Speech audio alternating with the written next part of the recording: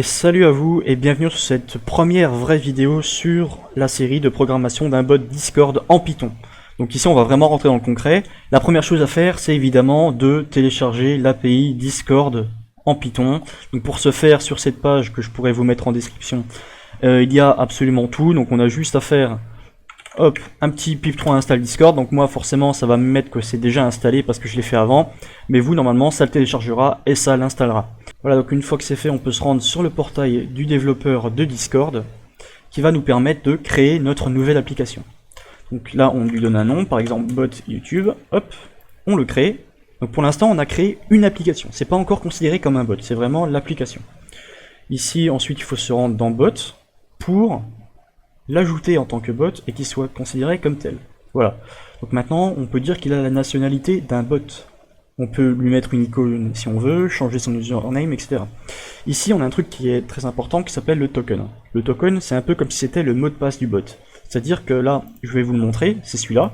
N'ayez crainte, ce token, quand les vidéos sortiront, le token aura changé parce que je suis pas fou, je vais le changer, je vais le régénérer chaque fois que je sors par exemple une nouvelle vidéo. Mais par exemple pour votre bot ou votre compte, il faut absolument le partager avec personne. C'est quelque chose de vraiment confidentiel et vous pouvez vous faire voler votre bot si jamais, ou quelqu'un peut accéder à votre bot si jamais vous lui passez votre token. Donc très important à garder secret. Ici on peut choisir si on veut que notre bot soit ajouté à d'autres serveurs. Donc moi non, pas forcément, j'ai pas envie. Donc on va copier, on va d'abord sauvegarder. On va ensuite se rendre ici pour pouvoir ajouter notre bot à notre serveur Discord. Donc pour ce faire, rien de plus simple, on a juste à sélectionner ici bot pour dire que c'est un bot. Ça va nous générer un lien d'invitation, on le copie et on a juste à ouvrir un nouvel onglet, le coller dedans plutôt. Et ici on voit que on a une page sur laquelle on peut inviter un bot à notre serveur. Donc ici vous pouvez voir, hop, j'ai créé un serveur pour l'occasion. Ici, vous pouvez voir que je suis tout seul. Bon, le serveur, il est vide. Ici, je suis tout seul. On va revenir ici. On va cliquer sur le serveur sur lequel on veut importer le bot. On va autoriser. On a un petit captcha. Hop. Voilà, donc on met que c'est bon, ça a été autorisé. Maintenant, on peut fermer cette fenêtre. Et si on retourne sur notre serveur Discord, on peut voir que le bot a été ajouté. Bon, là, par contre, le bot, il n'est pas encore fonctionnel. Et en plus, il est offline, il n'est pas lancé, il est vraiment juste ajouté à notre serveur. On ne peut pas encore l'utiliser comme tel. Une fois que c'est fait, on va pouvoir passer au vrai code. Hop, voilà.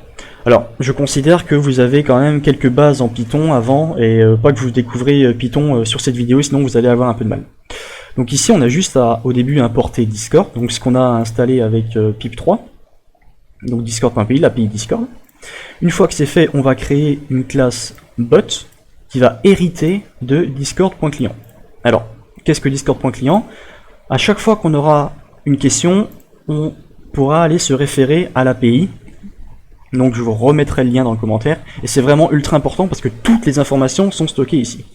Donc en fait, quand on clique ici, par exemple sur client, il nous donne un peu tout ce qu'il y a dans cette classe. Donc ici on peut voir que c'est la classe discord.client, donc c'est exactement celle qu'on est en train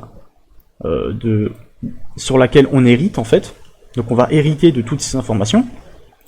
Et ici on peut voir les paramètres qu'on peut mettre ici à chaque fois pour créer l'objet, etc. Donc là ça nous intéresse pas trop, à part user. Donc on peut voir que ça représente le client qui est actuellement connecté. Et ça tombe bien parce qu'on va l'utiliser ici.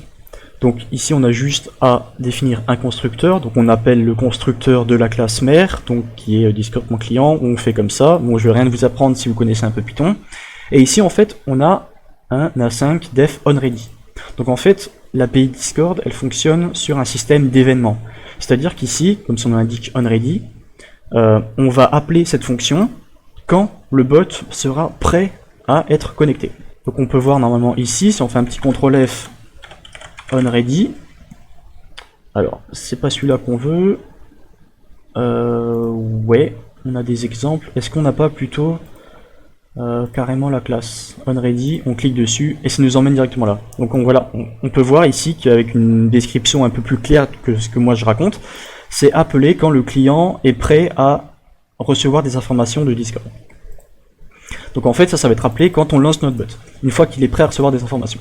Donc quand il est prêt à recevoir des informations, on va afficher logged in as, on va récupérer son nom et son ID.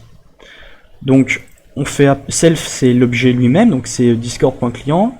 On va accéder à son utilisateur et son nom, et là pareil, l'utilisateur et l'ID.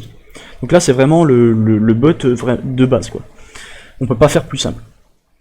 Ici, donc on crée l'objet qu'on appelle bot, et on va instancier notre classe bot. Quand on va l'instancier, forcément ça va appeler le constructeur par défaut et tout ce qu'il y a dedans.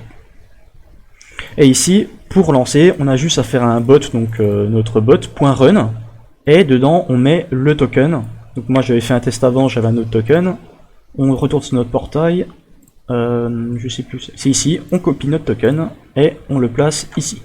Paf, on sauvegarde, et ensuite on a juste à se rendre sur notre terminal, on fait un petit Python 3, le nom de votre fichier, donc moi c'est bot.python, un .py, on attend un peu, voilà, donc là quand on a ce message là, c'est que le bot est connecté et est prêt à recevoir des données, des informations ou des messages, peu importe. Donc si on retourne ici sur notre serveur Discord, on peut voir que maintenant le bot est online. Et du coup il est fonctionnel et il est prêt à recevoir des messages. Donc pour l'instant, le problème c'est que, hop, si on met par exemple bonjour ou qu'on écrit n'importe quoi, le bot forcément il va pas encore répondre parce que on lui a rien indiqué. On a juste dit quand t'es prêt tu affiches ça et c'est tout. Donc voilà, j'espère que cette petite vidéo vous aura plu, c'était vraiment une vidéo d'introduction. Si vous avez des questions, n'hésitez pas à les mettre dans les commentaires. Si vous avez aimé, un petit pouce bleu ainsi qu'un abonnement, ça fait pas de mal. D'ici là, je vous dis à la prochaine et bye.